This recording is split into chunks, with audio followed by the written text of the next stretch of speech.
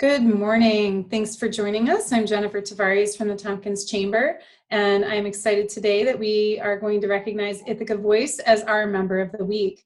Thanks to Member Vision's Federal Credit Union for continuing to support our Member of the Week program. I have with me Tom Pudney, who is the editor of the Ithaca Voice. And we've noticed that the Ithaca Voice has been doing some incredible work during our community's response to the COVID-19 and coronavirus outbreak. And we wanted to recognize you for all of your wonderful work. So can you tell me a bit about the Ithaca Voice's response and the work that you and your team have been doing over the last few weeks?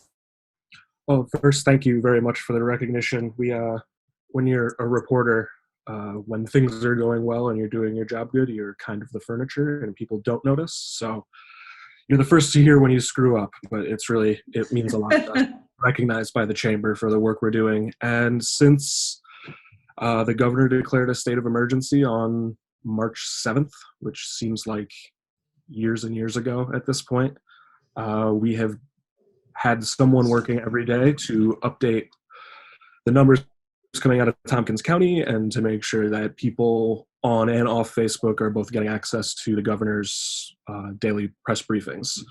We have been providing people that aren't on Facebook access to those live streams via our COVID-19 dashboard on our website that we update usually twice a day with new info from the state and then in the evening new info from Tompkins County.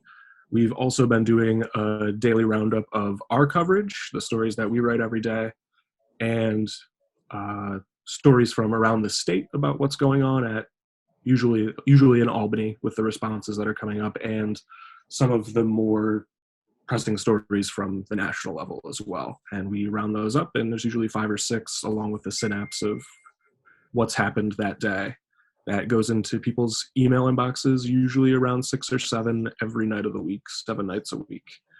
And we've had a really overwhelming response from the public. Our traffic is 3 or 4 times what it has been, and it's really been a real learning experience since we're shifting to doing everything remote, just like everybody else is. It's a newsroom is a fast-paced environment where you communicate pretty quickly, so we've had to adjust to this just like everybody else, and it's been a really interesting learning experience, and it means a lot to us that people from Tompkins County and not just the city of Ithaca are really responding to the coverage that we've been providing.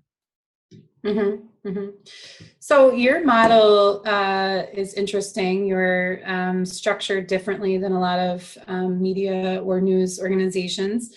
The Ithaca Voice started out, it was about 5 or 6 years ago, maybe 6 years ago. Does that sound about right to you? We're coming up on our 6th birthday in June. Great. Yeah, I knew it was a pretty similar timeline to when I came to Tompkins County, actually. And Jeff Stein, of course, was still there, and it's been fun to watch where he has ended up now, basically covering the White House for the Washington Post, right? So that's been inspiring to see. But so the Ithaca Voice is set up as a nonprofit organization, not a for-profit media company. So do you want to talk maybe just a little bit about that? And then if there are ways that people wanted to support the work that you're doing right now, is there any suggestion that you might have for them? We are a 501c3. We're entirely supported by grants and donations from our readers, as well as the Park Foundation is a big supporter. Cayuga Medical Center is a big supporter, but it's primarily donations from the public that are what keep us going. And we just launched a fundraiser yesterday that we have already seen a lot of that new traffic that we know is out there based on our analytics. People are really stepping up to help make sure that we can keep paying our reporters and our ad outreach guy, because we are run by sponsorship or donations, and that is cultivated by Dustin Pat, who does a lot of the legwork on the back end. And as we've seen with past economic downturns and large-scale problems with the economy, that one of the first things that usually ends up on the chopping block is people's advertising and sponsorship dollars. Those are the first thing to go. So we've had a lot of stressful conversations about that in the last few weeks, but things are going okay, and the show of support that has materialized just in the last 24 hours. We put that up yesterday afternoon. People have really stepped up to help make sure that we can keep providing this service and really as I said earlier, like if we're doing this right, people aren't mentioning us as reporters, and it's really vindicating to see that kind of outpouring of support from Tompkins County. Well, I'm really glad to hear that. And I do think, people are thirsty for information.